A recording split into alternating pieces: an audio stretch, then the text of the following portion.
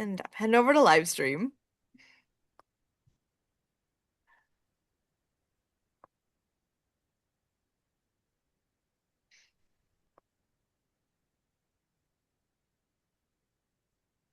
All right, here we go.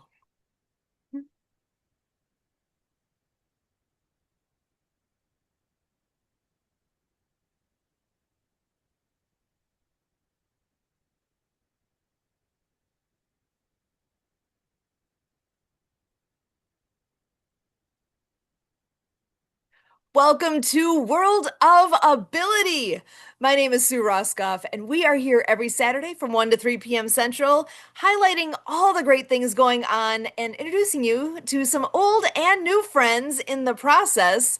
The World of Ability Podcast Network is something that is for everybody, celebrating the ability in all of us and putting the light on people, on topics, on things that mean something to all of us. And I am so excited to be bringing in a new friend to the show.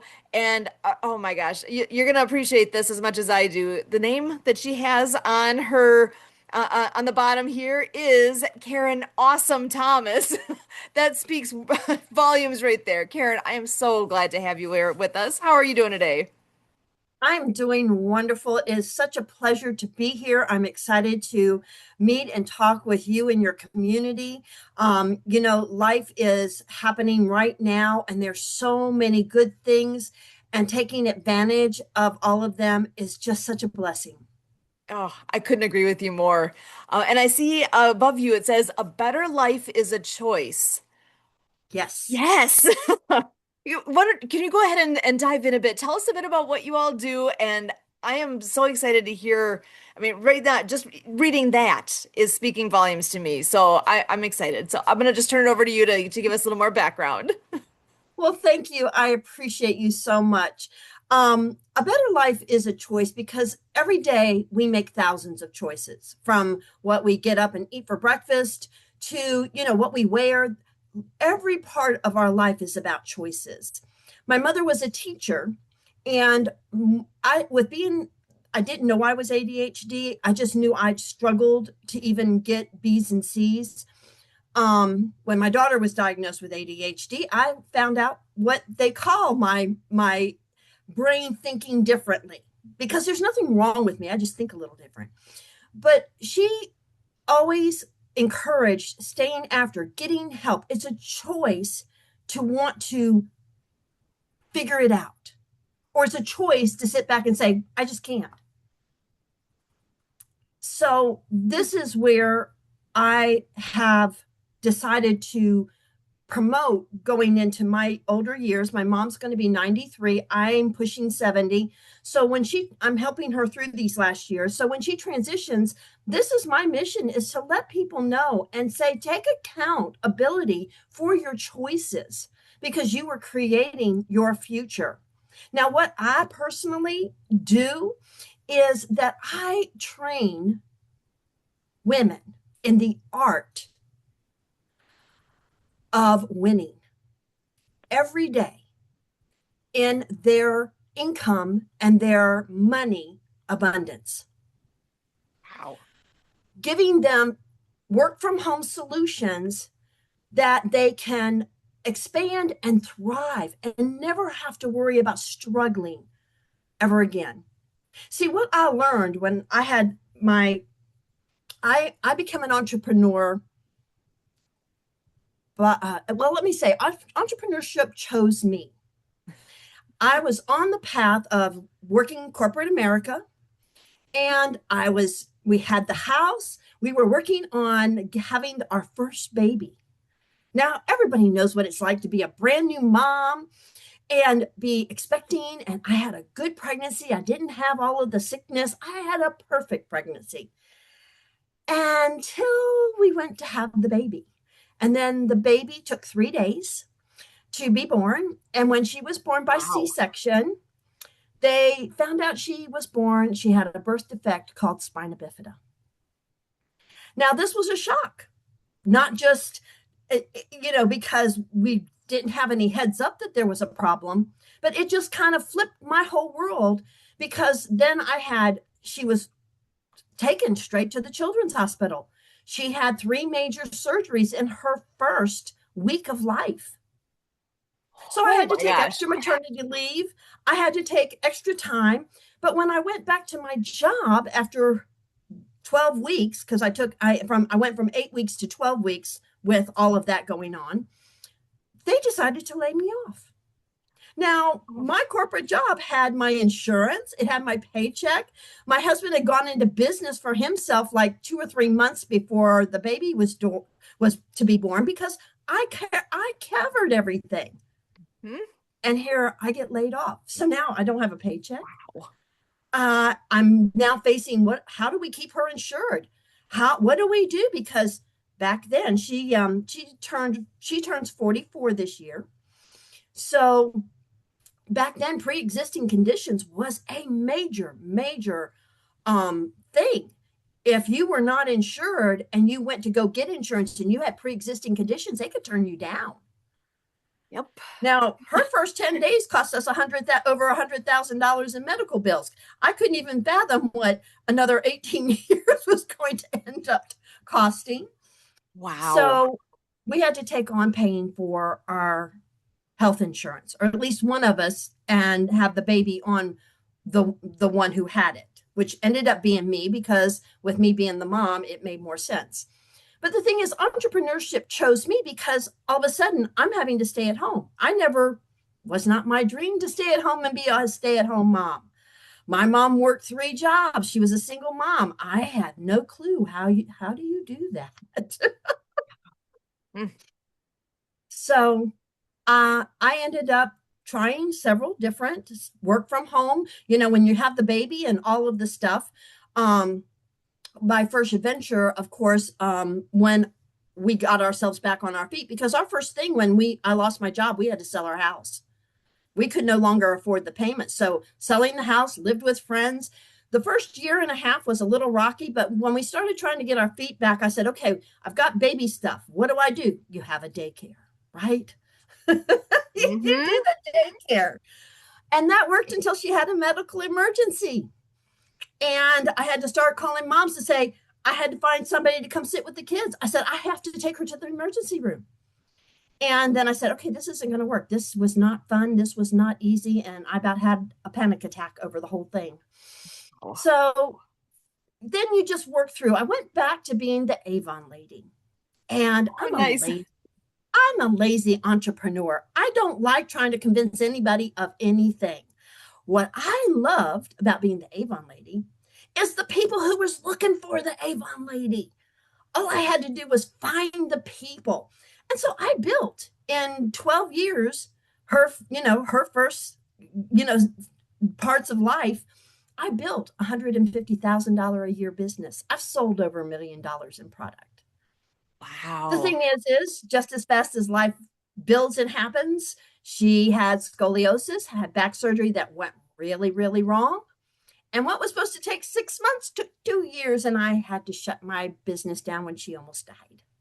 Oh So, my goodness. but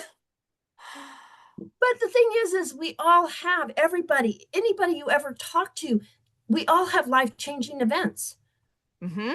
They say that the average person in their lifetime will go through 3 to 5 life changing events. I'm an overachiever. I've had about a dozen at this point in life. And I've just learned that life is always changing. If you don't like it right this minute, just hold on to your drawers, keep moving forward, and life will change.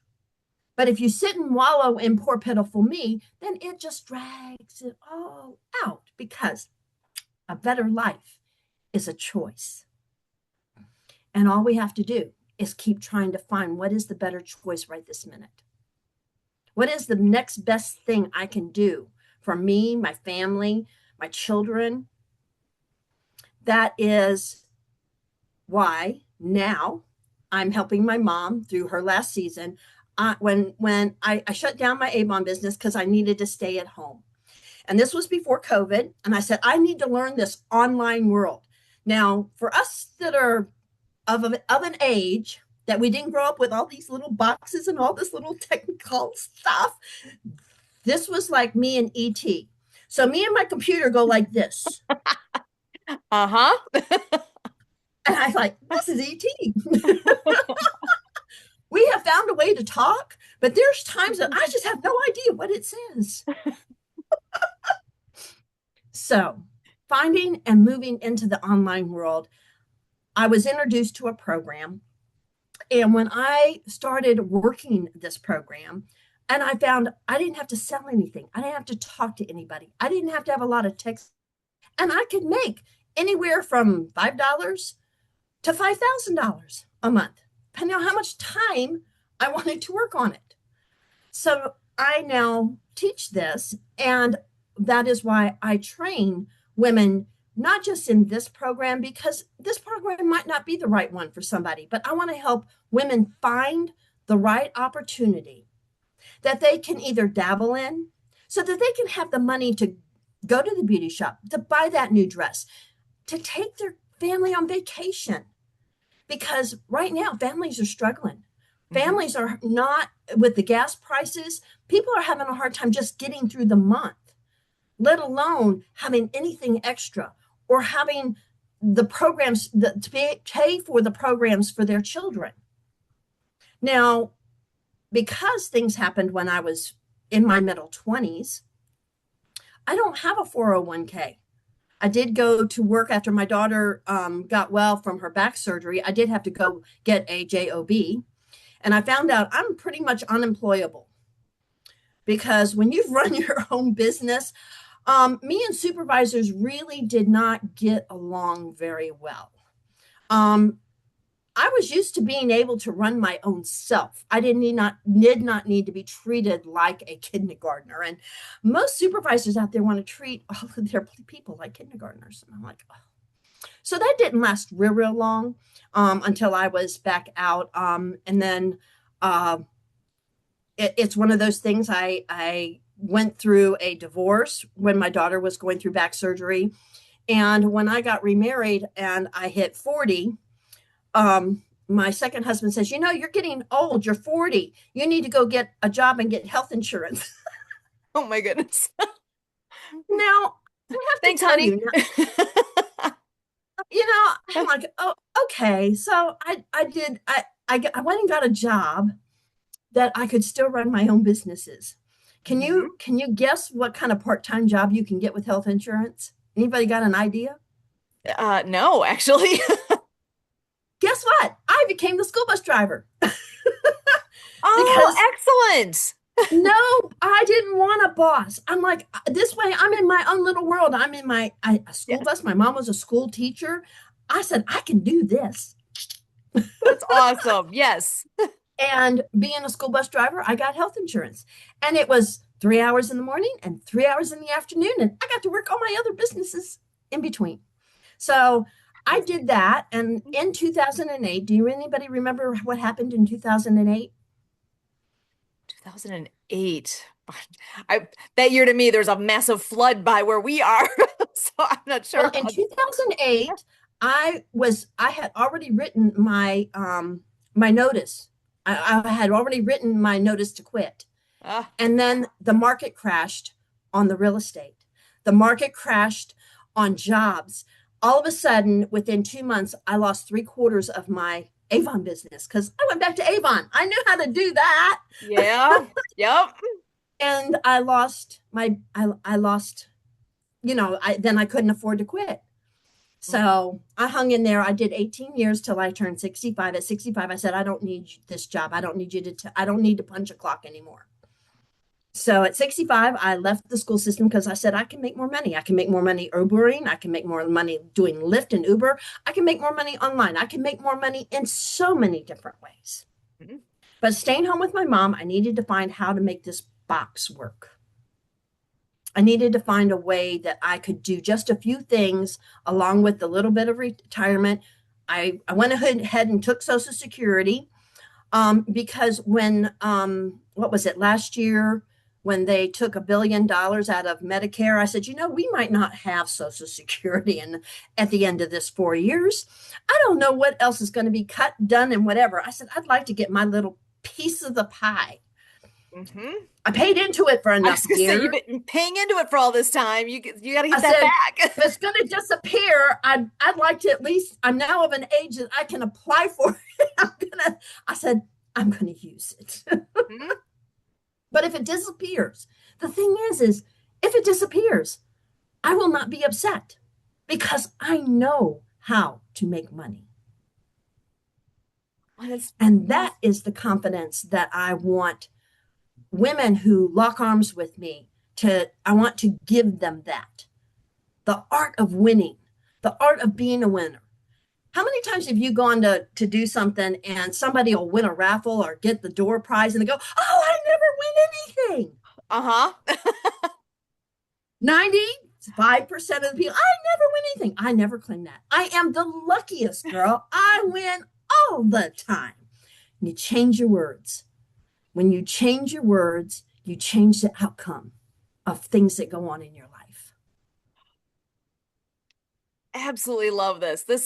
Your story is there's so many pieces of this that I am absolutely jiving with here because there is I'm telling you the Kurt's on another meeting right now, and part of that included a breakout room, and I got to chat with a couple of actually a couple of guys I already know. And you were saying about being lucky, and I wrote down one of the things that he said because he has uses luck as an acronym: Mm-hmm. laboring under correct knowledge. So that's from Robert Butwin. He wrote a book, Street Smart Success, and yeah, you don't get lucky. It's laboring under correct knowledge. When you do the right things in the right order and ask the right questions along the way, you'll get to the right place then. Because if you don't ask the right questions and know where you're headed, then how do you get there? And that's But where if you can't put all those dots together, I just freaking claim lucky all day long. I mean, that is the easy. We are programmed from the time we are very, very, very young. There's no one that's ever had a perfect childhood. I don't care how rich you are, how wonderful you are. There are horror stories in every childhood because, as good as parents can be, a child sees things in a child's point of view. hmm, And when they make assumptions based on what they are seeing, sometimes we assume that we're just not capable, that we're not good enough, that we don't deserve it. We have to earn. Now, my mom was Catholic, and I'm not saying anything except to tell you she was Catholic, but she was excommunicated because she divorced my dad when I was 2. So I wasn't raised Catholic, but my mother was. The thing about it is children were to be seen and not heard. And I struggled for the longest time in crowds. If I'm one on one, I can talk to people. I don't see all these other people, so I don't get locked up. But if I go into a networking thing, it's all I can do to open my mouth and participate because it's programming from when I was very, very little. And the thing is, my mother also, with being Catholic, you earned everything. You were repenting about everything. You were always saying, I'm sorry. And you were always made to feel that you weren't good enough. And so trying to shed all of that here in my older years has really made a difference in a better life. Because when you go back and look at the things that you were taught, and parents, they don't mean to do it. We are raised by broken people, and they were raised by broken people, and they were raised by broken. Things are passed down through the generations that cause women, especially women, to play second fiddle, to play small. We're taught, we teach our boys, you're going to go out there, you're going to support the family, rah, rah, rah. It's the sports, everything that boys are wrapped up into is to support them in their confidence.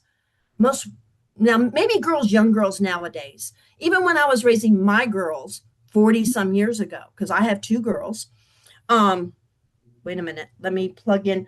Oops, I just saw the thing you go on my computer and I don't want to be cut off. And all of a sudden, let me find, I'm like I said, I'm in my daughter's. Is this You're good. maybe I Well, didn't want to have to try to plug mine in. I thought I saw a plug here. Let me see if this works. Whoops. Nope, that no. Okay, wait a minute. Did it work? Oh no, it plugged me. No, that didn't work. It plugged me into one of her monitors. oh, well, Oh, go ahead and take a moment and find what you need there. Yeah, because there's so many pieces of what you're saying that are hitting home with me like ridiculously well. Because the whole, you just said about going yep. out to networking groups. I can relate to that 100% because if I'm in a big group, Whoops. Let's. to to do the interactions like that, it's very different than like this. Talking to somebody one on one, I'm very comfortable. It's all good, but I tend to be the one to be kind of in the background. And actually, maybe I have a story about that happened actually very recently. But with with all, gosh, my mind has gone in so many different directions here with all the pieces that you bring forward here. I think if you don't mind, I would love to take a look at. Can we share your website on here as well? Can I share my screen? Absolutely. You can share my website. I think it'd Um, be fun to bring that up here. And let's see. Let me I got plugged in, forward. so I won't lose you now. You're good now. Okay, excellent. I'm good now. And I unplugged the other one, so I'm not on two different screens. I'm like, oh, So here we go. So here is, you want to tell us what we are all seeing? So if you go to your website, this is what comes up. So financial freedom starts here. And you know what? that's to get on my newsletter. I Would am love to pushing get on your 70 newsletter. and I am working on, building my email is still the main way you can get in touch with people. So I am building my email list and it is a work in progress, guys. It's always a work in progress. So if you fill it in, great. If not, you can X out of it. I'm signing up. So taking a moment to do that.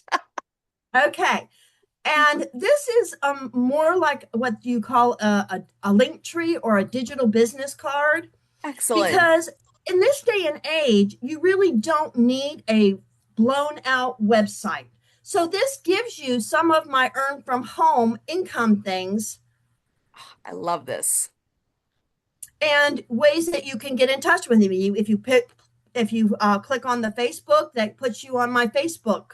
If it, LinkedIn, whatever platform, this allows me to add whatever forms of income earning opportunities. I just signed up for one last night that I'm trying out. And when I try things out first before I tell you that it works. I am going to do it because at pushing 70, if I can do it, anybody can do it. I love it. So I only recommend things that work for me. Mm-hmm. Well, and that's perfect because I'm telling you, I'll be looking at this one and we're all done here today and seeing what you all have here because that's something that we all need help with, right? We like to be able uh to know that if we need income coming in, there's ways to do that. We don't have to be looking at a wall. There's Right. you can make a choice and find ways to do that. And And I affiliate everything. The thing is that I don't want to sit here for the next 30 years and coach people one on one. I'm about doing a group things, locking arms with you, being available to be your biggest fan and be that person that says, you can do this. Let's sit down. Let's break it down. You know, Whatever I get into, if I can figure out how to do this, I can help you through it. So I just believe in mentoring and not coaching so much. So that as I move through these next 10, 15, 20 years, I can work less and play more. because I didn't play a lot growing up, I didn't play a lot.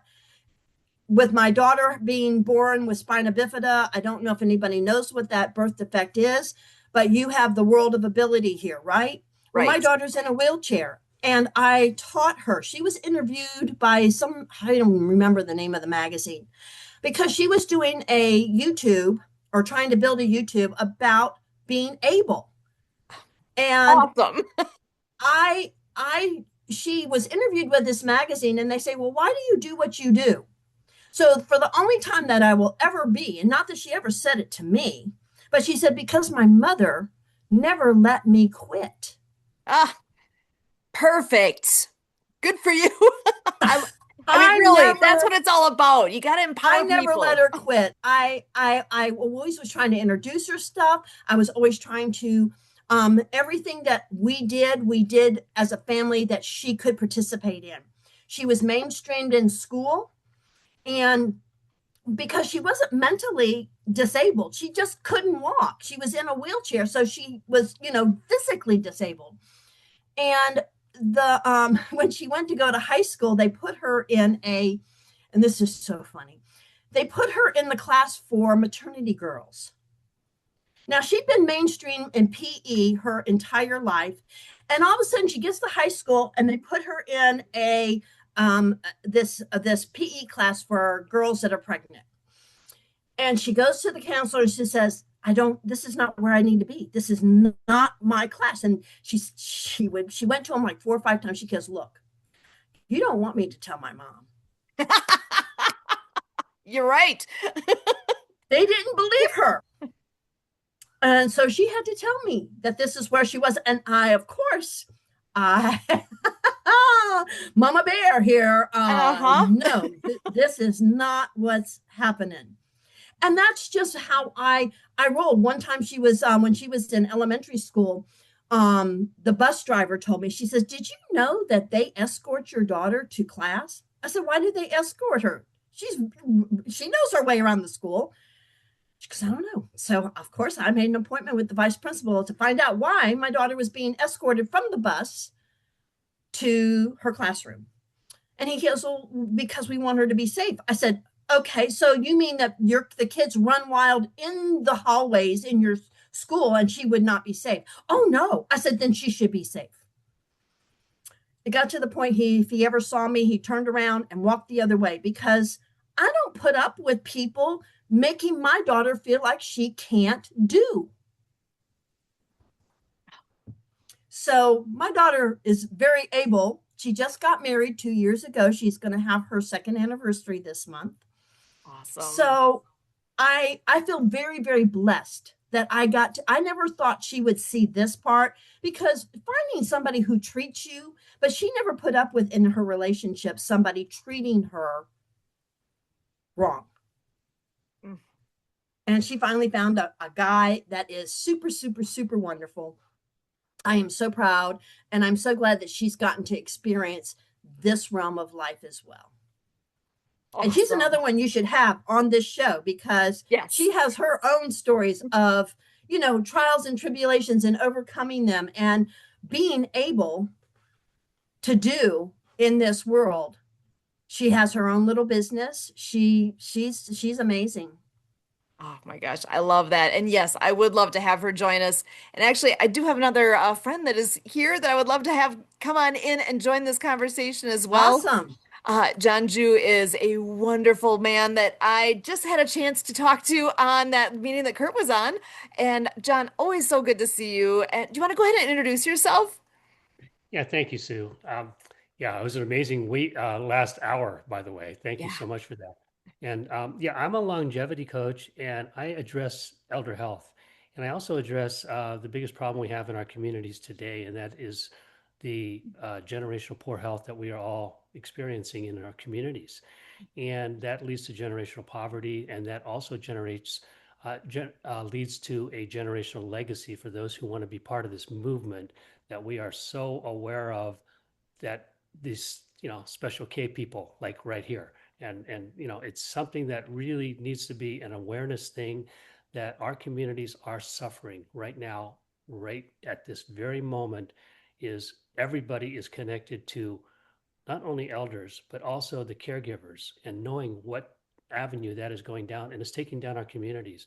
And I think it's so relatable. This is what I just learned in the last hour and a half is that, the disability population that we have, 25% of our American population, or I guess it's maybe, I don't know, global, on a global basis, is going, the elders are adding to that. They are getting more and more disabled about dependency on care from their loved ones or whoever.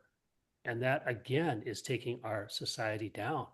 And so I'm really trying to understand, how we can get this message, how I can get this message out in a verbal, vocal, shout it to the world way that we've got to take care of this with action. And I have solutions. So that's where I'm coming from on this. And it's really doing podcasts. It's really getting out to the world in such a way that we're doing our podcast this Wednesday, Rico and I, about it's called the American Wellness Revolution, Awaken to the Truth. And what we're going to be doing is really addressing not only the elders' health, but also the caregivers who are following in their footsteps. And it's generational. The kids who are watching their parents and their grandparents going through what they're going through, it's almost like it's generational. And they have to wake up and understand that it doesn't have to be that way. Excellent. Amen. I Yeah. agree with you. Is it like a better Thank you. life is a Awesome. choice, right? It is. Yes. Yes. And the sad thing is women, because we are most of the caretakers, we outlive our men because we live longer. We outlive our money because we only make up to 3/4 of what men bring home in a lifetime. And we outlive our passion because we get so tired of always fighting to be good enough and to deserve what we have. Yeah. And what you're talking about, Karen, is it's really, a cultural thing as far as men and women and their roles in our society today. And that's what I've noticed. If I didn't wake up a little sooner, it cost me my 40-year-old marriage, well, I don't know how it, how I can be exact about that because, my wife and I went down different paths, my former wife. And what happened was, she's a two-time breast cancer survivor, and she is, doing the same things that our society is doing when we rely on our healthcare society. We rely on our broken systems, big food, agriculture, all that stuff is taking us down big time. And if we don't wake up and really speak to the truth about where we're going with this, with action and solutions, it's only going to get worse. So that's where we all come in, I think. Oh, and speaking of coming in, we've got a couple more that are here. I want to bring them in to join this conversation as well. First up, I have Kurt joining us, and I see Brian's coming on in as well. But Kurt, let me bring you in first. And you want to say a quick hello, and then I'll bring Brian in as well here. Well, Sue, I don't think I'm going to make it as quick as you're proposing, but I do know I appreciate Brian coming here, Brian's enthusiasm for this Yeah. World of Ability show, and All right, I'm having him. John here, yeah, John here. But one thing I want to do, I want to make sure, that in the work that I do, I talk about getting that arrow in the quiver. Folks mostly worry about how Kurt seems to have a quiver that is just like humongous and so many arrows in Kurt's quiver. Well, in my practice, I talk about that in our world, there's an element of precision where I can take those arrows and I can shoot them in a direction and I can get them all on a dime. But oh, wait, maybe I should have been aiming over here. So it's that bullseye target. So with today's show, I want to make sure the five of us here and everybody watching and listening know in the way I see it what the bullseye target is. So this message goes out to our President Donald Trump, to Secretary Kennedy, to the cabinet, to all of the leaders today, everybody around the world. And in this time of war, kind of the way I see the world's business, the importance of Karen's work to me is like, when we think of the contribution of Zig Ziglar to the world. And as part of his work, he said money isn't everything, but it's essential as oxygen, right? So now we're in this realm of equity. And so let's look at the USA, the United States of America, and all its luster, making America great again, and all the things. The question I have for Donald Trump and the cabinet and every secretary, every assembly representative across states, every senator, congressional leaders, is in my time, I've been in conversations when we looked at the United Nations, conference for people with disabilities and the treaty that a lot of nations are signed on to. And I understand the economics of it, the financial matters. Like Karen would help us out, works at home, but our home country has to worry about our finances. And there's a little, literacy, financial literacy dysfunction between the United States of America, our 50 states, and our hundreds of millions of people in the country, and the business of all the other countries, because the way the United Nations is working quite well for a lot of other countries financially. And it's something where the USA has not led the way for how the USA can participate. And I think it's so important, and we're also seeing this in the Disability Integration Act, where the Disability Integration Act addresses all these issues. When you're a citizen of the USA, there's a nuance that is not functional in our country, where John is in California. If somebody moves from California to Wisconsin, it's an upheaval in people's lives.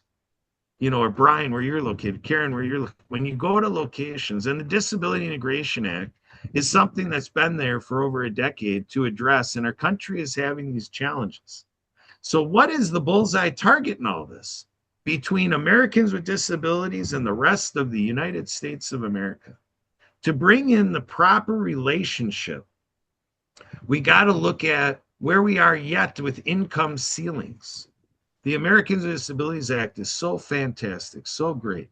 The ADA Legacy Project, bringing out all the time how we continually celebrate that legislation. And that was in 1990.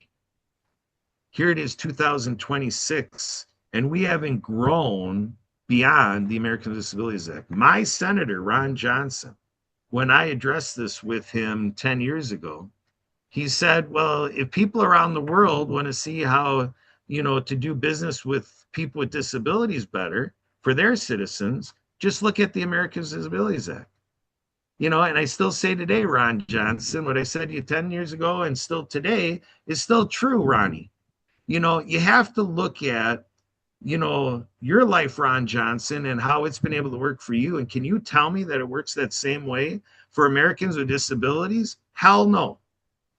And this is the business I wake up to every day, my fellow Americans and fellow citizens of the planet, fellow members of the human family. The bullseye target is that I live in a 2-story home, a 24 square foot property, an acre property. My wife, Sue, and Alana and I join it, our daughter, Alana. We enjoy it. So the question in this year, this is a great, political year in our country. And so our voters with disabilities have challenges voting in our country. Let's address that. Let's look at our right to vote and how is that working for Americans with disabilities. I think we can do better, and let's make it better. In the world of finances, there is an income ceiling that Americans with disabilities have to live under to stay within the programs of Medicare, Medicaid, and all those things. There's been great legislation, like ABLE accounts. And there's, disability trusts, there's special needs trusts. There are these financial tools that come from this conversation, but it's been a compromise. It's been where the political appetite stops. And I want to lift the barriers in this country and in the world of financial barriers. So I say this in celebrating that Karen is with us today. Karen is a cool cat, K-A-T.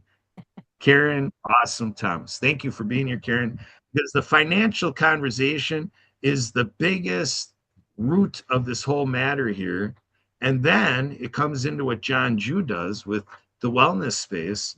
Let's look at how we are able to deliver wellness options to our Americans with disabilities. I'm here to profess in terms of 100 million Americans being Americans in this conversation of the disability conversation. We in America can do better, and I demand that we do better from where I sit, because we're doing great. We're doing a lot of great things, but a lot of Americans are actually fearing. If you're in intersectionality and you're a person with a disability of a certain nationality, we have certain Americans afraid to be in our country. We need to stop this nonsense, folks, and bring it back to the financial conversation. And let's figure out how we can all come together.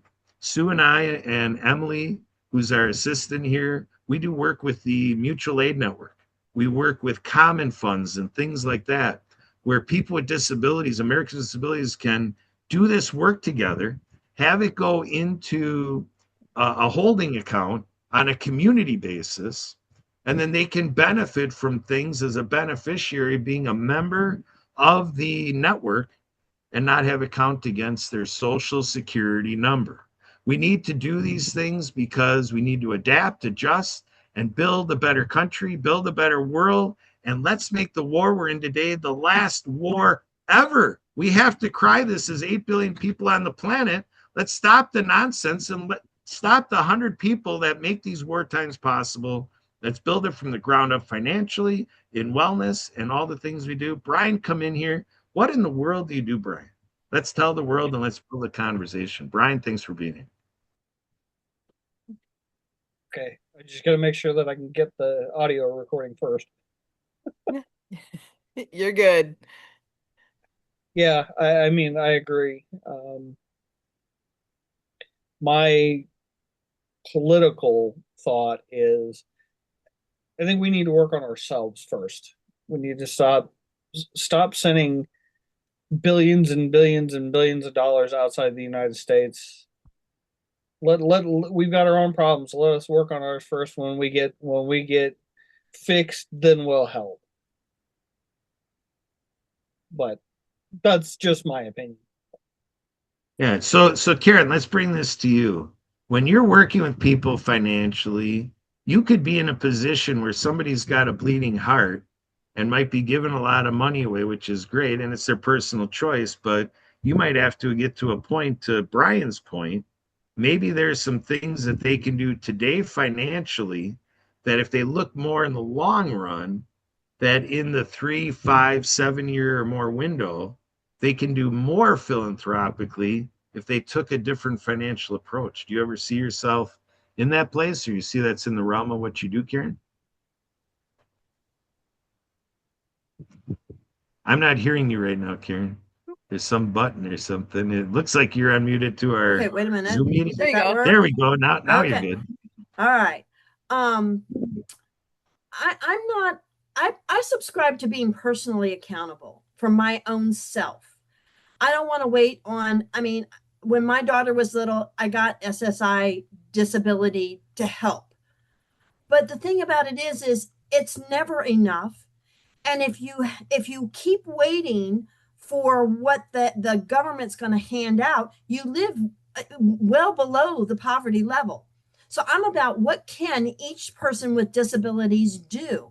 I'm about teaching them ways that they can work from home, that they are in control of how much money they make. And if that means giving up the SSI or giving up, I'd rather give up my Social Security and be free to earn as much money as I want, free to buy and enjoy life, and try to.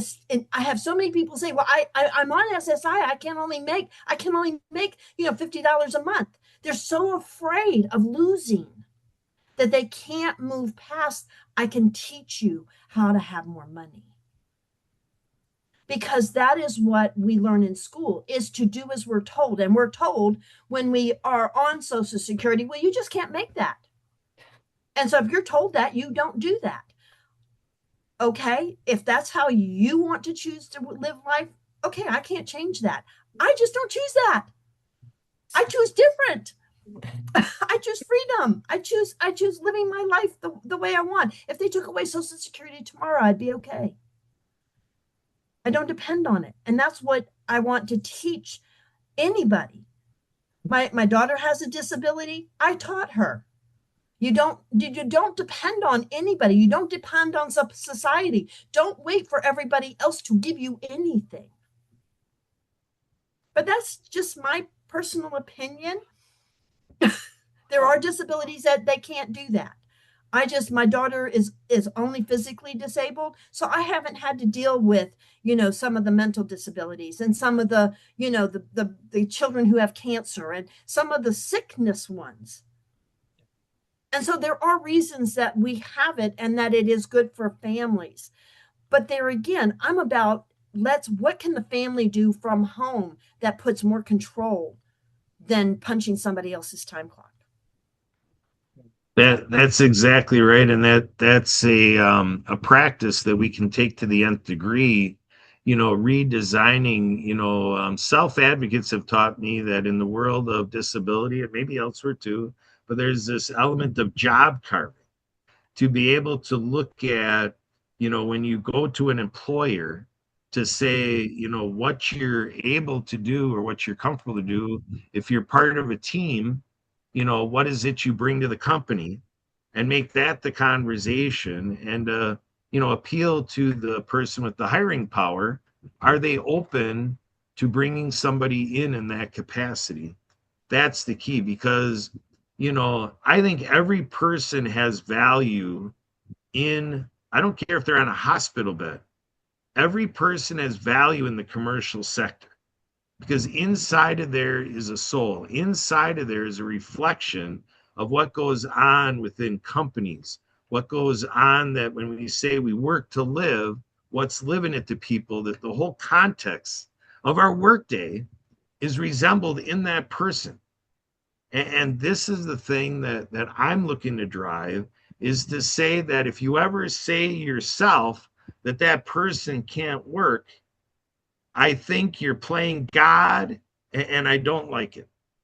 The person who should be saying that they can't work is the person themselves. If you ask somebody, do you want to work? And they say no, okay, end of conversation. Brian, what do you do for work? I'm a real estate investor. So bring us into the world of real estate. How many clients with disabilities do you serve? I haven't done any worked any with anybody with disabilities yet. Yeah, so that's not a reflection of you, or anything in your realms. It's a reflection of the outside world. Right. I profess that if we're not praying together and playing together, how do we think we're going to work together? And if we're not working together, how do we think in our work we're going to be effective, with clients with disabilities or prospects with disabilities?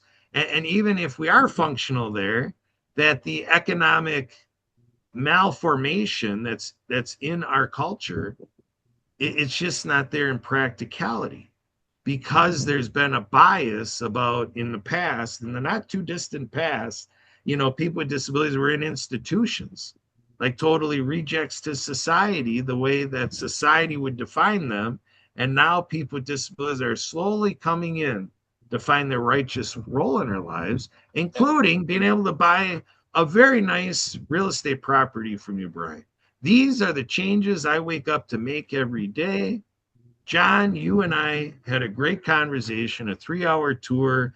We got lost. We saw Gilligan's Island, and we saw Gilligan, the skipper, and and so we had a little party, and then we left. But before we left, we said, we see that on this planet, and you had the thought before that meeting, but you told me, you declared that I inspired you to say this thought that you thought was ridiculous, but you and I committed, and I wake up to do this, John, every day. Just had a conversation yesterday about what you and I are partnered to do.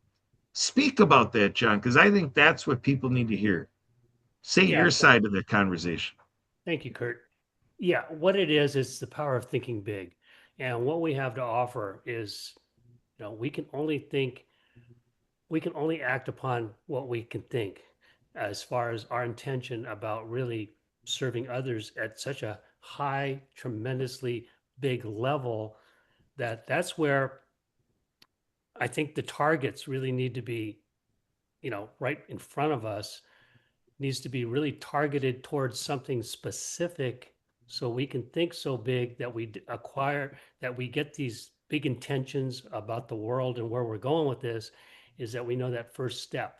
And I think, well, Karen and Brian also already said that it starts within each one of us from a financial standpoint, is to be able to get the things that we have to offer with value to others.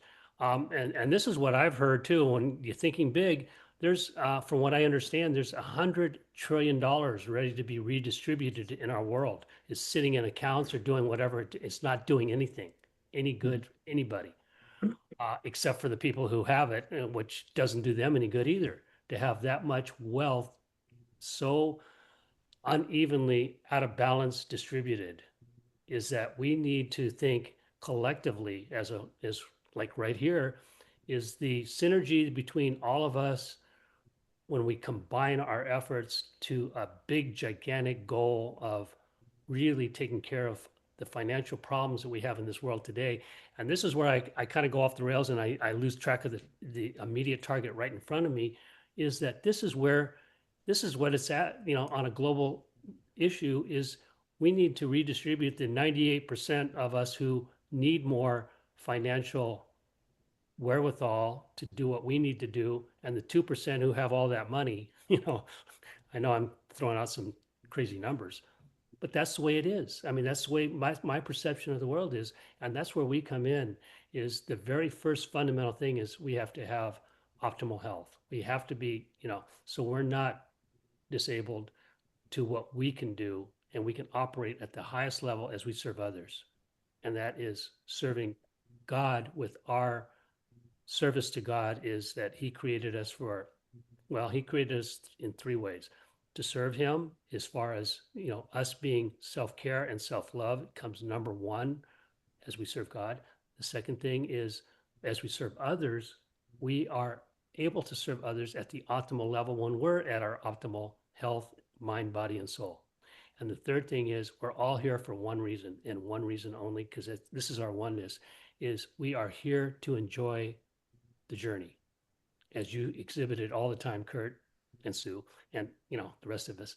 That's what we're here for, is to share that loving and joyful journey with each other in such a way that that's all there is to life, is that it's that simple. And we are doing so many things, our government and everywhere else are doing so many things to distract us from living that loving and joyful journey.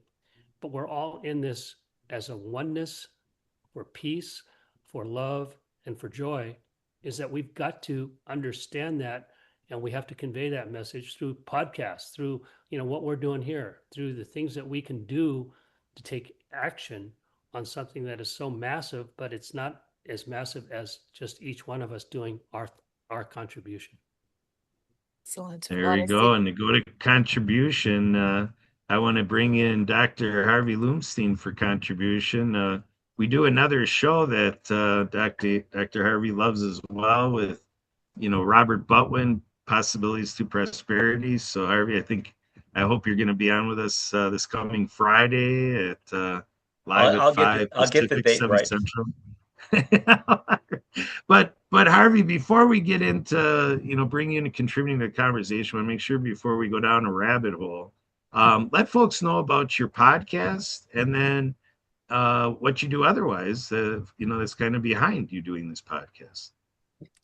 Well, podcast is Let's Talk Health, and we have people on who are geared to and take part in helping people attain their health, giving them little ideas, talking about topics that can help them function better, such as Maurice Tapes or John Kennedy, or the last lady, two ladies we had on, one talked about sugar and how you can have one meal. You should have a meal that has one food, and you'd have to listen to the podcast to get that. Another lady came on and talked about organic farming and growing your own food which is interesting because we just talked about that at lunch, growing your own food. However, John, you talked about redistributing this wealth. And the problem is that the people who had that wealth actually believe that this is what they say. It's been said to me.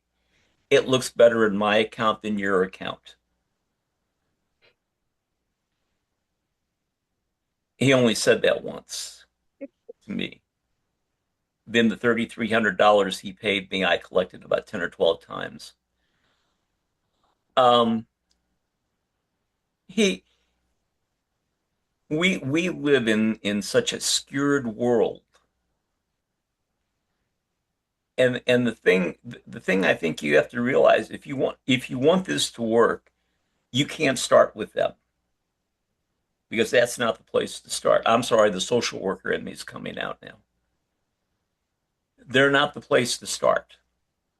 The place to start is with the churches, the synagogues, the mosque. Not even the city would have a vested interest in this, but they're broke. So that money that you're looking at, some of it is in these churches. There are churches that are ungodly wealthy, and a lot of them here in Texas. They all have private planes. Seaflow Dollar is one of how likely you're a minister with the last name Dollar. Anyway, that's the place you're going to have to start. And it seems to me that you've got to get the families working with one another. And how are you going to do that? Well, my thought was, I don't know, Kurt, maybe you and I talked about an EMP coming along. That would certainly get people working together because all of this would go away, at least for a while. And then we'd be dependent on one another. The problem is, and I taught this, and you're always going to have prejudice. Always. It's never going to go away. Why? Because there has to be somebody that's not as good as me. Now, that's a reality. How do you overcome that? Because that's the real key is overcoming mine is bigger than yours. And I saw that when we used to go out when I was younger and had a fast car, we'd go out and people would be out there with these hot rod cars and they'd have their hoods up and mine's bigger than your engine. Seriously. And they sit there and compare to the cubic centimeter. We have to go about and foster people working together. And you got to find the right do-gooders for that. We know the evildoers, but you got to find the do-gooders. And when you talk about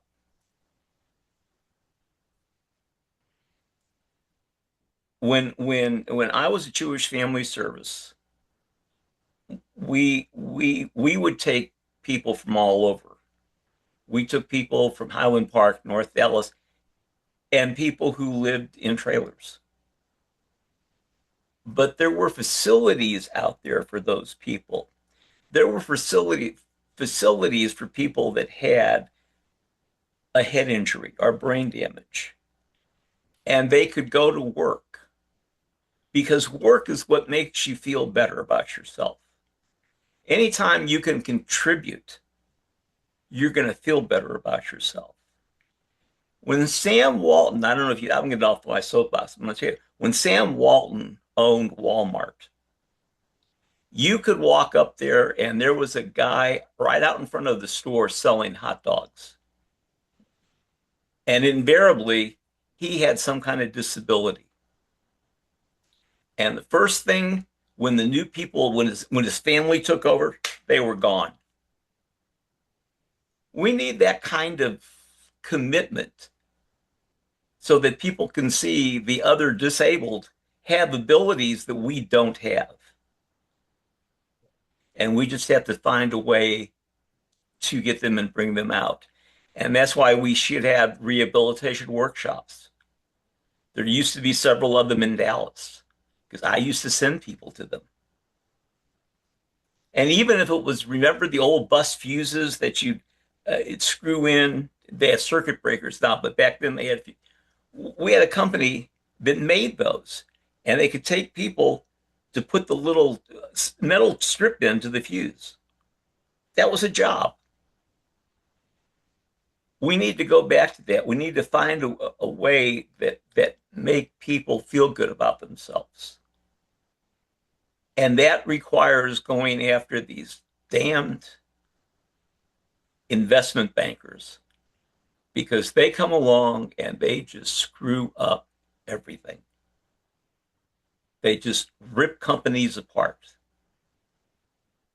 So I'm only saying that because I was looking at some videos today on shoes and how people when I had my practice and I was working with people with bad backs or who were injured, I actually had the insurance companies buy them shoes or buy them mattresses. I said, one guy we got the dentist, but you have to make the person be able to work.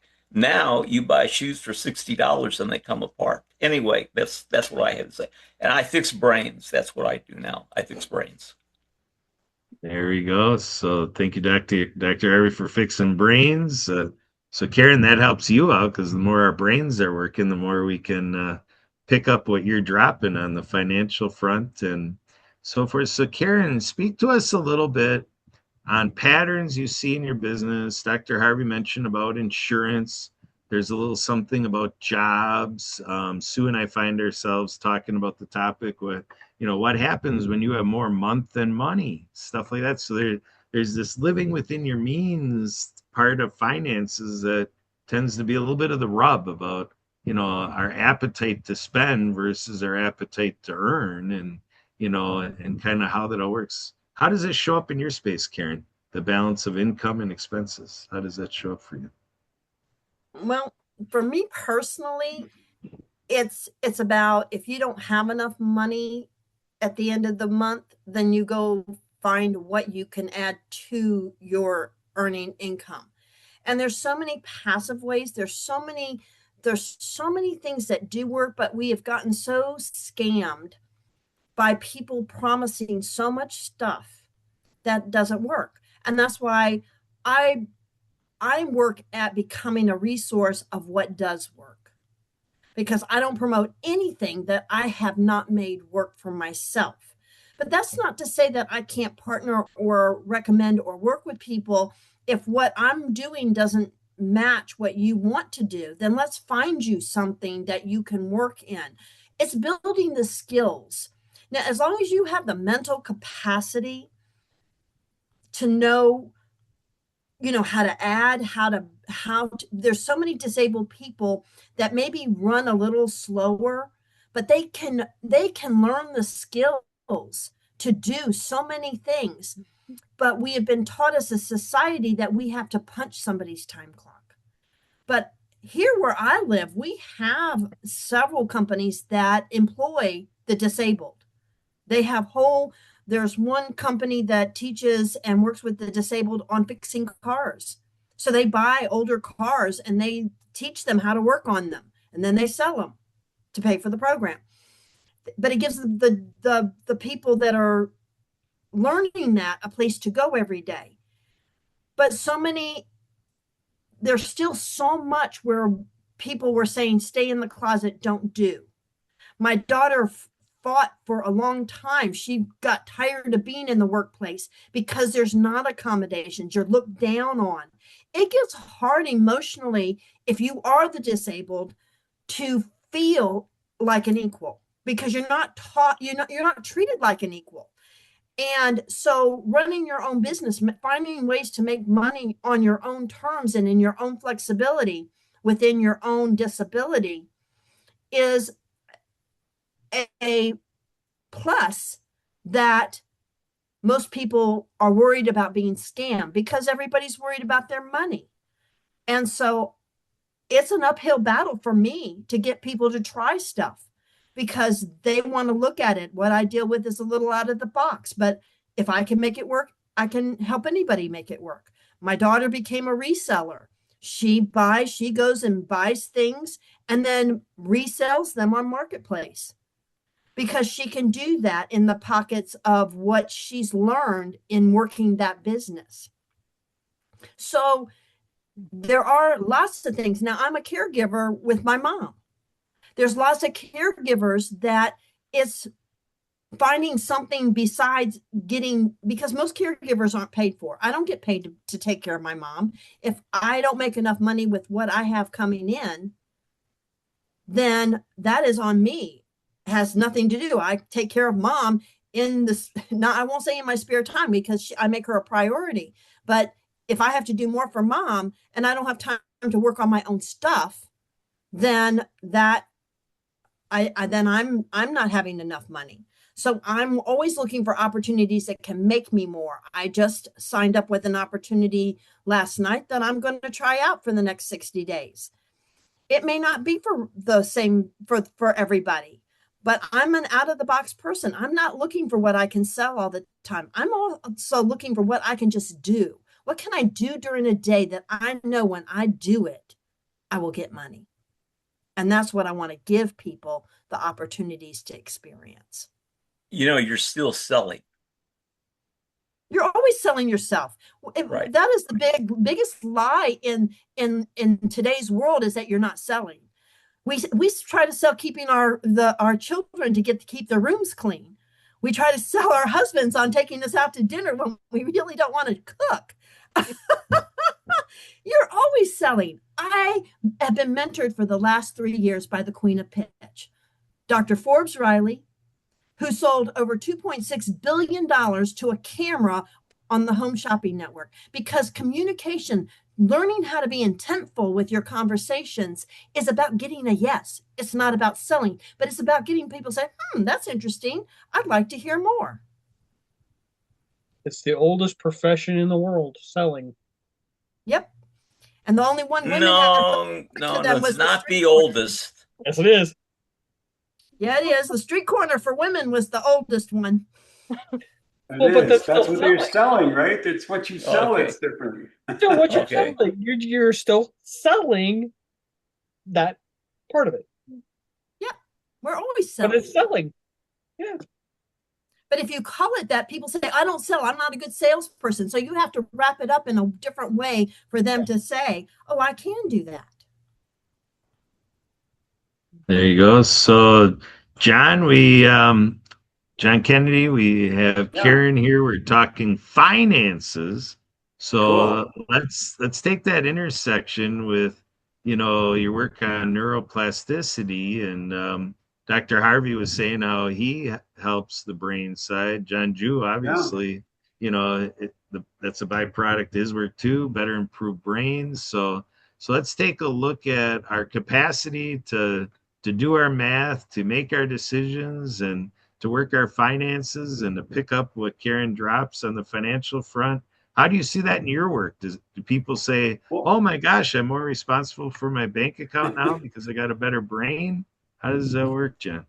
well, yeah, in a way. So actually, it's cool. So we had a great conversation last time with John and Harvey because we all help the brain in different ways, right? The body, the mind. And my specific target is the brain. So when your brain's faster, more focused, and you can make better decisions under stress, you get twice as much done in half the time. And so, the example I like to use is my doctor who can do a 6-hour operation in 2 hours. So twice as many patients, so more money, right, in less time, and then still time home with his family. So I've partnered actually with a lot of a financial coach, a lot of mindset coaches and so forth, because everything, it doesn't compete with anything. Just imagine, I like to use the example is, just get a new computer because the processor's faster. So that means your accounting software works better, right? It means your video series works better. It means your operating system, your games, everything works better and faster because your brain is. And so I've helped a lot of people actually partner with someone who's what do you call it? A manifestation coach, right? So that, whole idea of manifestation, so we can help make more money. We get that mindset, believe we can make more money. So we integrated some of his affirmations into my program. So when you're in flow state, you can reach that state much faster. So I guess that's a roundabout way of saying, yeah, I can help people make more money, not by teaching them anything, but just by, supercharging the brain that has to make those decisions and learns those things. There So you is that a go. good Thanks, segue, John. Kirk? I don't know. That's beautiful. Yeah, no, that was good. That was good because now, Karen, if you're ready, I want to come back to you, Karen.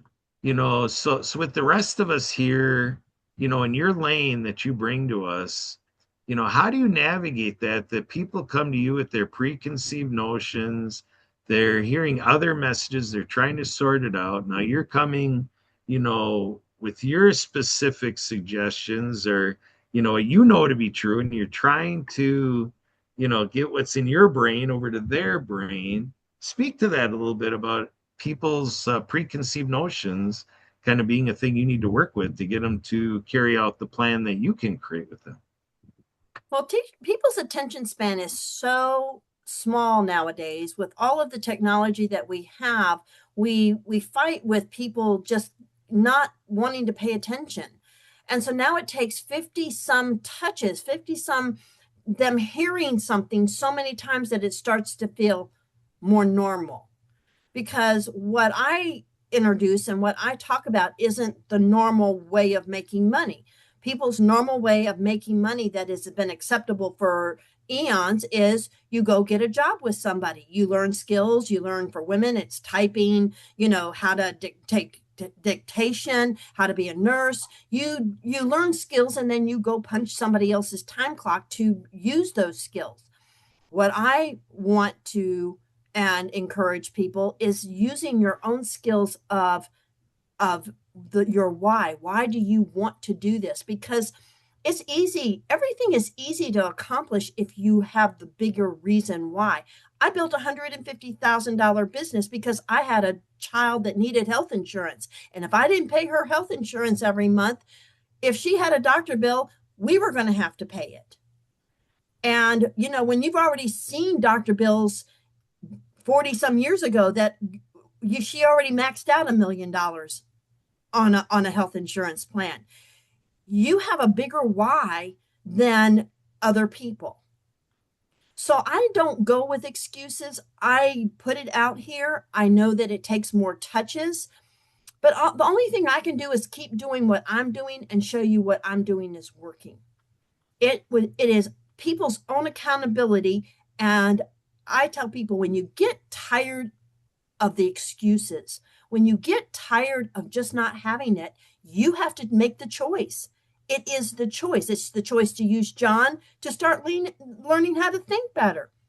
There is a lot of connection between making and doing new channels in the brain. And we're just scratching the surface of what we can learn in helping our brain think better. But the subconscious runs 95% of what we do. We do not consciously run but 5% of our day. Most everything that people run in a day is their habits. Am I right, John? It's habits. And which we can change, actually have a way to change any habit in 30 minutes, not 30 days. So exactly. So when you learn how to do and change those things, then you change the outcomes that are created in your future. Right. But you have to make the choice that you want a better future. Yeah, it takes intention, right? Intention underlies everything that we need to do. And my intention is to be able to hike, dance, and live and travel and do until God takes me out of this world. If you don't want to have that, go sit on your couch and just take it. That's your choice. Yeah. I like there to you go. say, So John Jew, come on in here. We're talking about life choices, lifestyle medicine. We're going to go to, and buying the world's best tasty nutritional popcorn, and being our colonel here, John. You want to speak to this a little bit in terms of how the financial side of it for a prospect, in any business. A qualified prospect includes, can they pay for the price of what you offer, type of thing. So for health choices, sometimes people get what you're trying to tell them, John Jew, but they may not even be telling you that they can't afford, what you're recommending that they take on, but that money is always a fickle factor in holding people back. How do you navigate that in what you do, John Drew? Yeah. Yeah, it's really tricky because 95% of the people really don't want to hear what lifestyle medicine's about, and not going to their doctor and their authoritative figures that they've grown up all their lives with is if they want to be optimally healthy, it's going to cost them right now to do the things that they're going to do so it doesn't cost them 10x when they have cancer or, heart disease or too many medications will take them down a path too of financial instability. All these things need to be really painted the picture in such a way that it's their mindset. And I'd love to hear from John Kennedy about you can change somebody's mind in 30 seconds Um, because it's all about mindset. How does that work? well, I don't know about 30 seconds. I'd say a minute. So one of my exercises is a 1 minute neural primer. So we can refocus and rechange and improve memory in a minute. The habits are the 30 minutes. So the 30, I can help, and I've done this for many years at my conferences and so forth. I can help people change a habit because habits are so important in 30 minutes, not 30 days. But the key is intention and the key is repetition.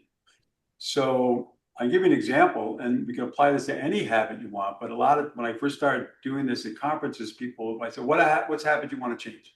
I want to get out of bed on time in the morning, or I want my kid to get out of bed on time in the morning. So it's a good one as an example to use. So basically what happens is most people, when the alarm goes off, they hit the snooze button, right? And they do it and then they wake up in a panic and they got to get out of there. Well, what they're doing is they're not creating a get out of bed habit. They're creating a hit the snooze button habit, right? Because we know habits, right? Karen, it's repetition, and John, repetition through neural plasticity is what creates the habits. So what I do is I tell them to visualize and write down. You want to go from conscious to unconscious. 5 very important steps to get out of bed on time. 1, but John, and you always need a trigger for a habit, right? You need some kind of a trigger. We work on different triggers. The trigger, and this one is easy because it's the alarm. Alarm goes off. Okay, step 1, get out of bed. Step 2, turn off the alarm. Step 3, make your bed. We all know what Mark Raven says, if you want to start the day right, do it with something productive, so you make your bed. And you walk away from the bed and you turn around and look at the bed and you say, this is awesome. This is going to be a great day. You get a little bit of psychological boost. Now, the key, that's fine. You can think about that all day long. It's not going to create a new habit.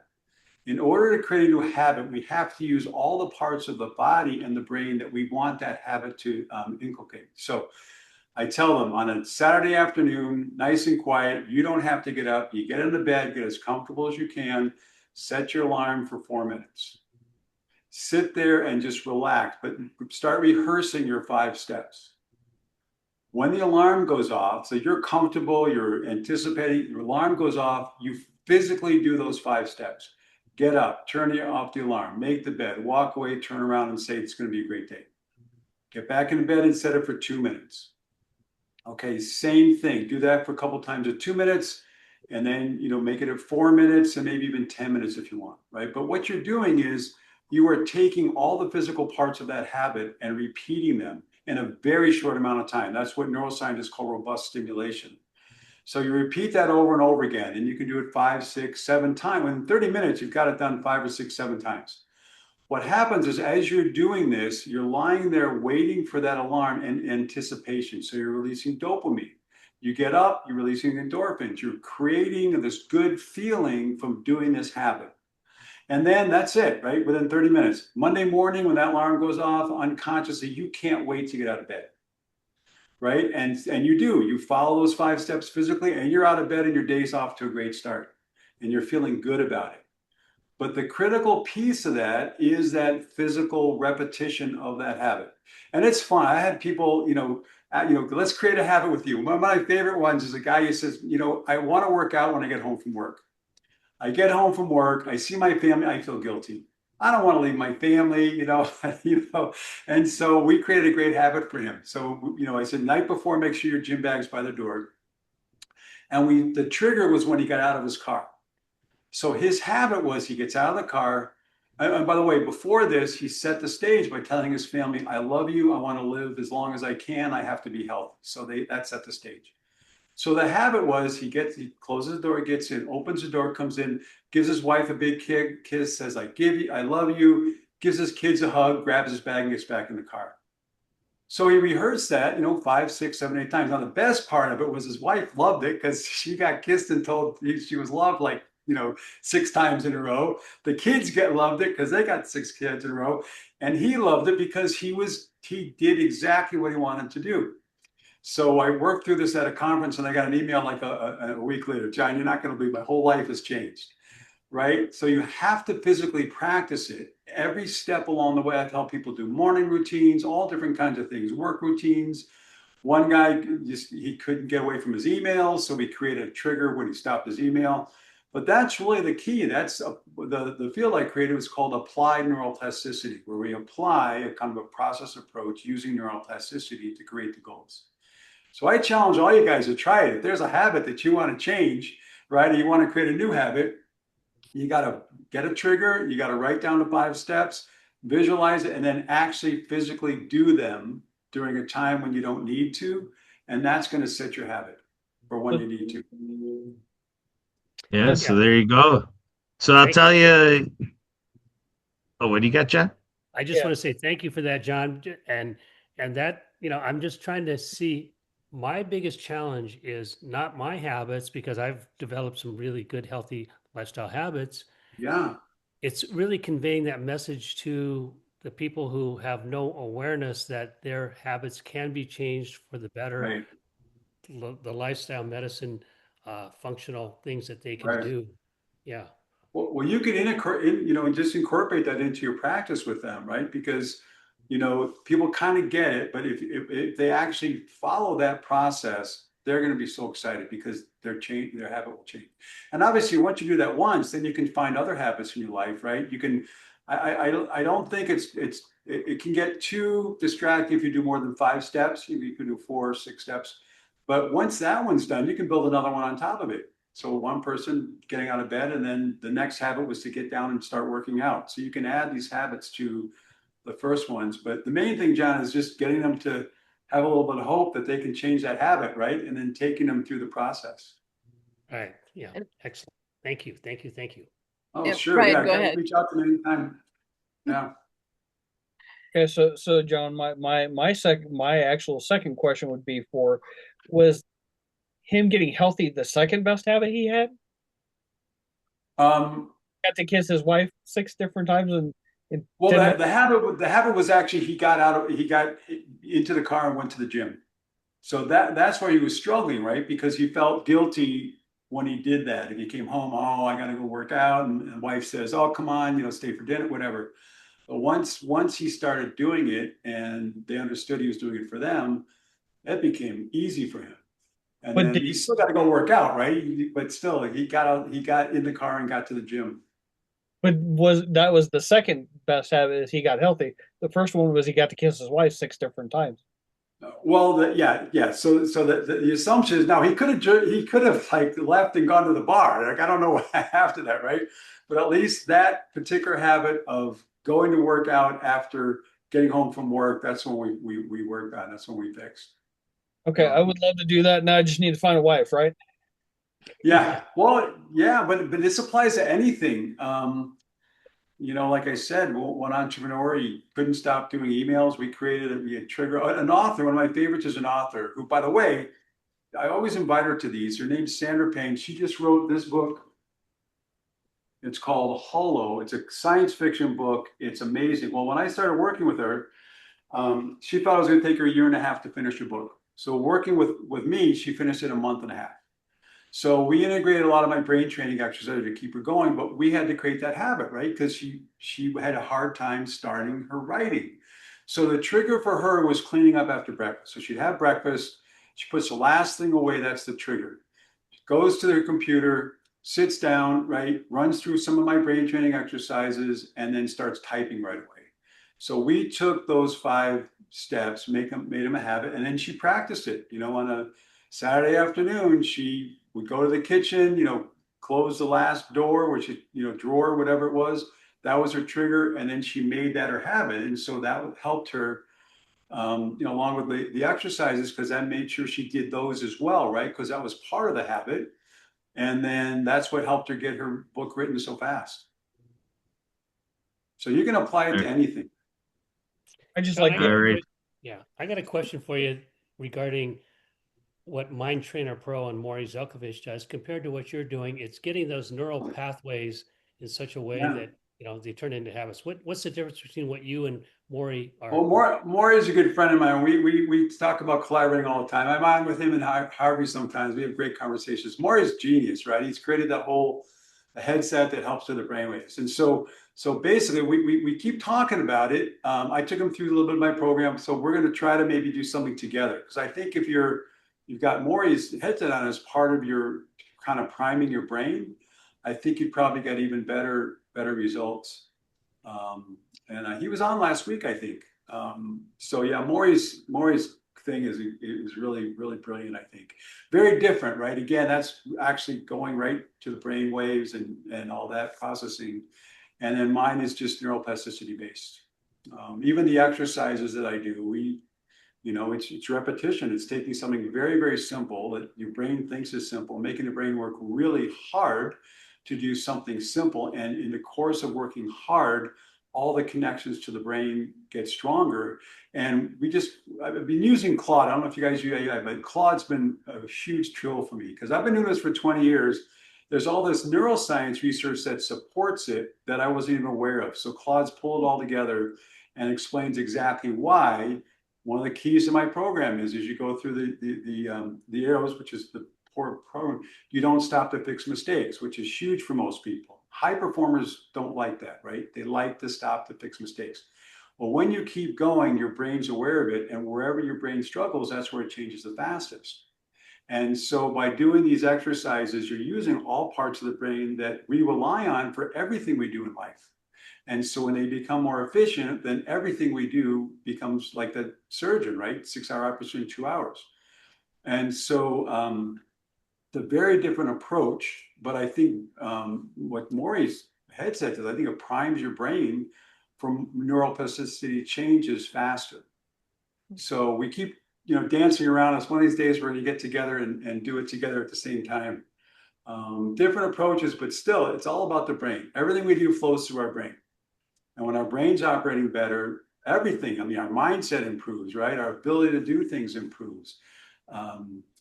So yeah, the brain it's incredible. It's an incredible thing, gift God gave us with our brains. And then Harvey can actually make sure it's getting the right nutrition, right, Harvey, so that it can actually. No, I listened to you and I listened to Maury, and basically I wrote about this a long time ago. What you're doing is increasing the microvolts. And by increasing the microvolts, you're causing more energy to fix the brain. You can't do anything if you don't have the energy within the brain to fix the brain, because that's the way it works. You have to have the energy. So what Maury's doing and what John is doing, you're stimulating the brain. You can do that through sound, you can do it through vision, but the point of the stimulation is you're bringing more blood into the brain. Now, Yes. then you're going to have you're going to have to train to fix the brain. And what you're doing, interestingly enough, I sent you an email, a note from here. You can go look at something up called behavior modification. And this is what you're doing is called successive approximations. There is nothing new under the sun. You would not want to have me on one of your doctoral examinations. There's nothing new under the sun. But it still gets back to the energy and bringing blood, which carries the nutrients, into your brain and every other organ in your body.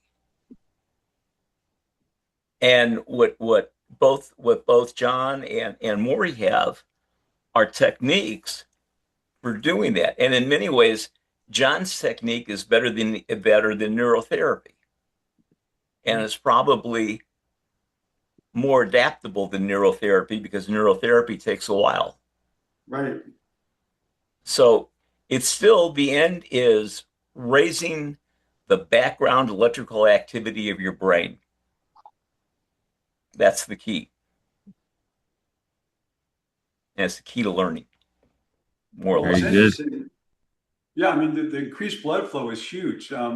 This one of my, so I had several neuroscientists help me with the research, and one from Harvard said he felt this was the most powerful anti-aging program because, exactly what Harvard said, it increases blood flow through the brain.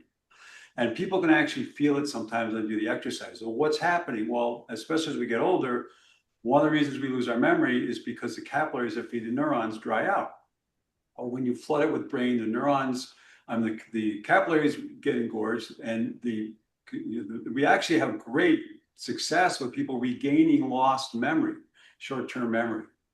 And we actually, so HEG is actually a scan that measures blood flow through the prefrontal cortex. And then a 76-year-old man doing the exercises, and you can see a significant increase in the blood flow.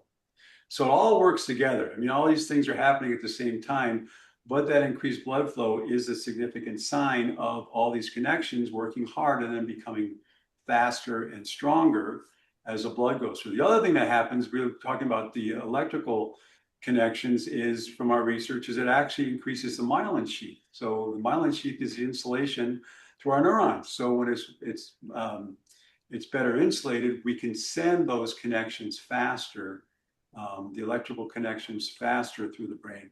And that's why the memories come back. Yeah, well, Because the memories are stored along that myelin sheath with frequencies. That's how it all works. And you have to hit the right frequency to get that memory. Well, Sorry. I guess. I guess I'm, still learning about this, but the memory. I mean, we have a person with, what was the latest one we worked with? Sundowners dementia, right? So sundowners is when it gets darker. I mean, you should listen if I can find the testimonial. I mean, she's remembering stuff she never thought she could remember very quickly. So the other thing Because she's got the energy to generate the frequencies to access the memories. Well, and what we're doing too is the memories, increasing the frequencies, but also remember, it's like your body. When your brain works harder, it gets stronger.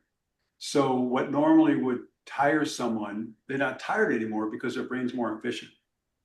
And that's probably what you're talking about, increasing the ability of the brain to send those signals faster. So, and I'm still learning about it. We're getting these great results for 20 years. It's so refreshing to me to see all this research. I can send you guys some of the research that Claude put together. It just blew me away. I believe it. There's a Dr. Yoshi for robust stimulation, Greinberger about how you give short, intense bursts of energy of exercise to the brain, and you let it sit for a couple minutes, and that's when all those connections get stronger. There we go. Thanks a lot, guys. Let's do a little check-in to see if our creative director is available, Mariana Waikiki, premiering on the Mark TV here on our screensaver. Marianne, are you out there? Are you looking to unmute and come on in, Marianne? We're coming into our final segment here, so I want to see if Marianne's going to be a part of it. Yes, Take it away, Marianne. Hey, Marianne. Hi, hola. ¿Cómo estás? Muy bien, you too. Aloha. Yeah. So we were out today through the thrift stores with sound bath healer Brennan and Jen and Captain Carla, retired veterans nurse. And we just had some shopping days to get some scuba outfits because Monday's World Ocean Day, excuse me. And we're going to be out on the water playing. So we're coordinating with a couple of sailboats. Not sure if that's going to happen. It's very hot here, but we're going to still go out and play on Monday because it's World Ocean Day. So check out our books, the Acts of Kindness series.com. And Brennan and I are applying for a grant for filmmakers with disabilities. So we are applying for that. The deadline's coming close. Brennan's been really awesome to take all the books and combine them together to put it into the grant, into the outline that they're asking for. And we have the opportunity to win $5,000 to $25,000 in October to bring my books into animation movies, so, or at least the first one. That's what we're focusing on. Underwater Acts of Kindness for ocean cleanup of the Great Pacific Garbage Patch. We did apply for Awesome Foundation Minnesota with Santa Papa John. I didn't hear anything back from them in May, so I assume that we were not really looked at because they're looking for people who live there. But we tried to work it with Santa Papa John, being in Minnesota in an elementary school there. So anyway, that's what we're up to. We're applying for some grants. So I want to share that with you. Anybody can apply for Awesome Grant Foundation. They give $1,000 away every month to projects. There's different cities, categories, and there's disability. So anybody that's listening, check it out. And we are so happy that we finished the second book for Leon McLaughlin, Cool Acts of Kindness. So the book club is going to be a little on vacation right now. July, we'll read the short book, Pono the Hawaiian Polo Pony with Santa Papa John for summer fun reading. And so that's what we're doing behind the scenes here with the World of Ability. I want to give you all a friendly reminder. Next month is the American Disabilities Act anniversary of 36 years, where President Bush signed the American Disabilities Act. At that time, I was a case manager with the deaf at a mental health agency, and we were granted that ADA.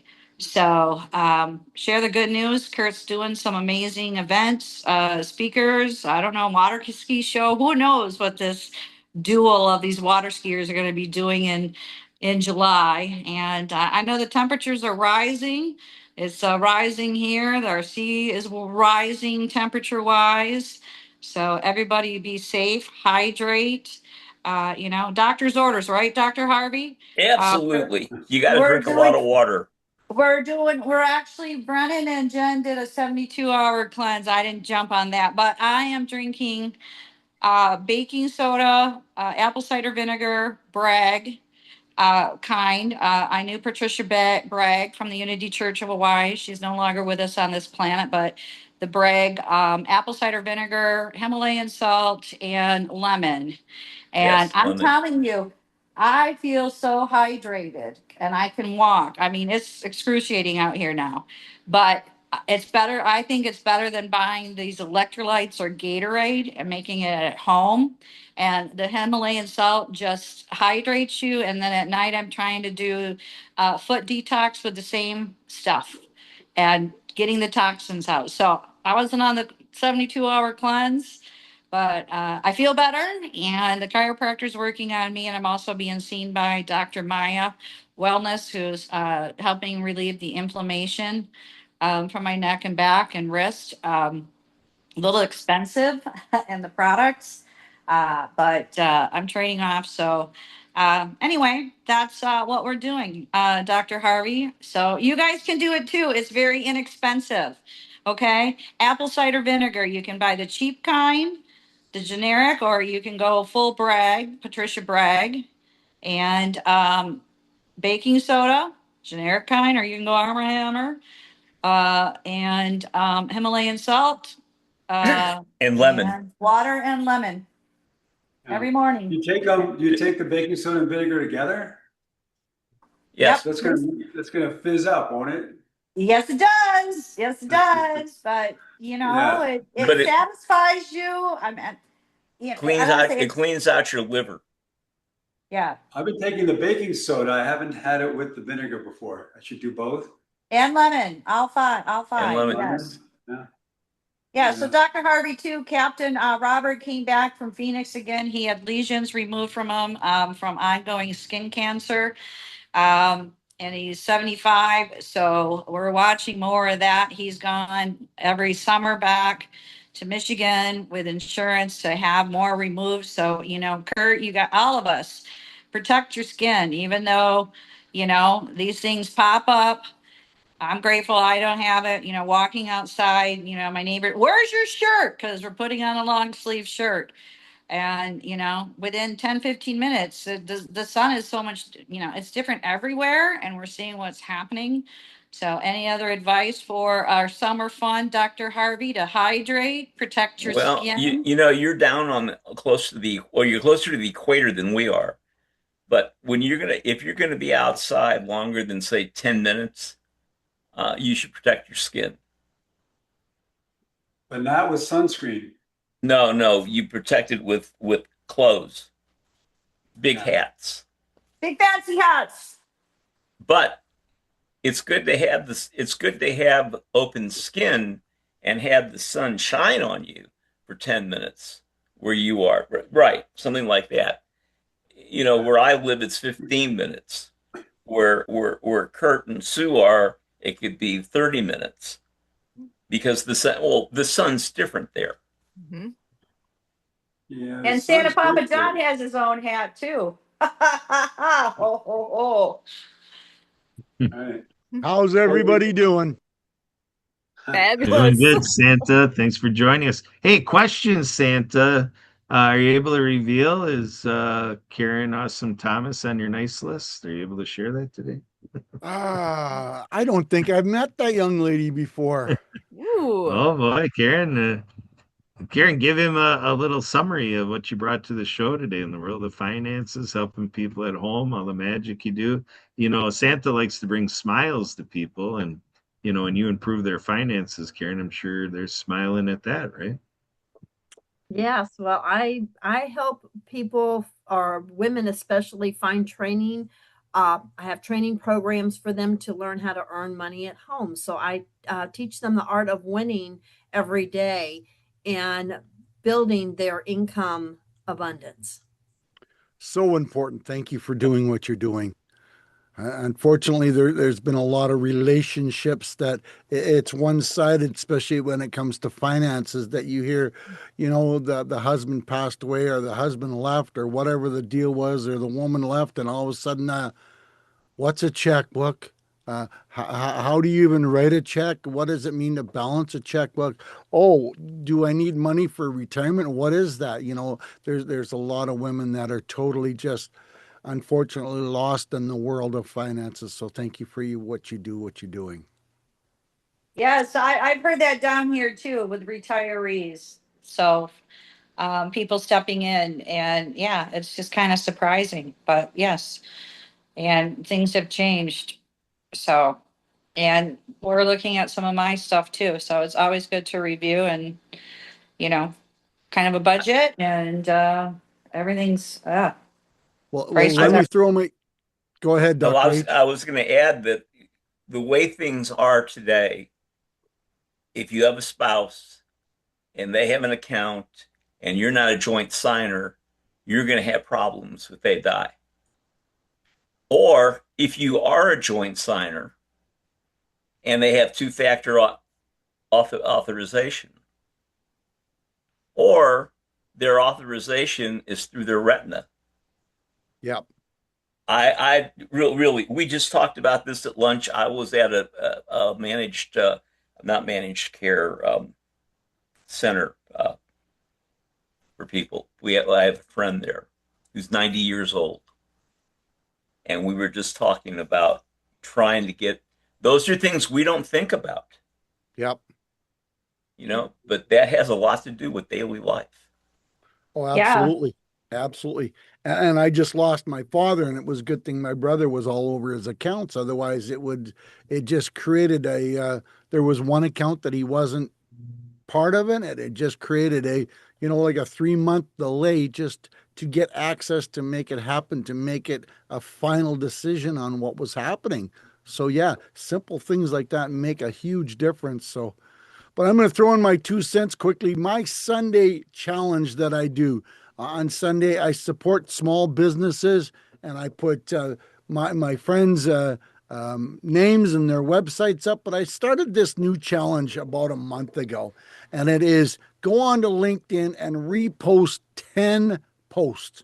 Doesn't matter if you know the people or not. Reposted, folks. Best week ever. over 3,500 interactions on my posts because I shared someone else's posts. It takes me 6 or 7 minutes, folks, and the interactions and the connections that I'm gaining is blowing me away. So, yes, I'm going to continue to do this every Sunday. And wow, I'm pretty excited about it. But Karen, I'm Santa Papa John. I do this year round worldwide. And what does Santa do after Christmas? Right here. I'm not a storyteller. I'm not the storyteller. I'm your storyteller. I create custom stories for your family, for your business. I just got a gentleman to send me 3 paragraphs. I got to do a whole story on his history of his business. I'm excited to see where that's going to go. But I don't just read stories. I read stories about polar bears, koala bears, kangaroos, even black bears, even dogs, cats, everything. But yes, I still read Santa and the North Pole and the elves every now and then. But I emphasize other areas and other parts to show that there is other subjects that Santa can talk about year round. So I create smiles and giggles and laughters for people all around the world. I've got well over 100,000 followers on social media. And this has changed my world, and I'm having a blast. And Dr. H, I tell everybody what you've told me in the past. He was at one of my story readings one evening, and he ran into him like 4 days later, and he says, "You know, Sandy," he says, "I got to tell you a story." He says, "What's that?" He said, "You were reading that story the other night, and you were describing a chocolate chip cookie." He said, "My mouth was watering."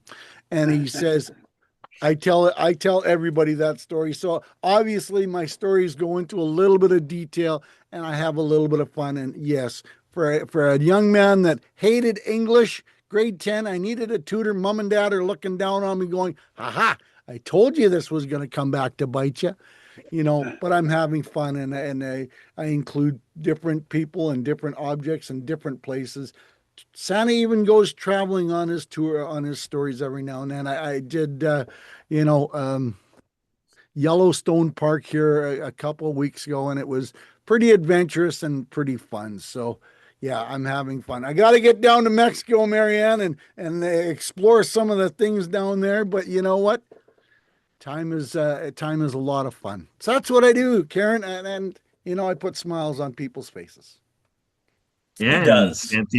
Santa even Does. made his way into the Jewish community, and giving away cars and giving Yeah. gas away to keep the car going, and Stu and Lori Variety Hour, and so yeah, Santa's really helping us all out with everything we're doing, a lot of uplifting stuff. So Sue, we've got about 3 minutes to wrap this up, put a bow on it, and tuck it under the Christmas tree, whatever we're gonna do. Take it away. Let's do what you do. Oh, well, what an amazing group here today. I'm blown away with all the words of wisdom, all the insights, all these wonderful people in one room, and I'm grateful for each and every one of you. Karen, I am going to send it back to you for a final thought, being our featured guest here today. So, what take-home message would you like to share with everybody? That you can make any and all amounts of money that you want to if you just choose to take time to learn the skills and to look into opportunities that can be applied to your situation. We all can do more with less time. Awesome.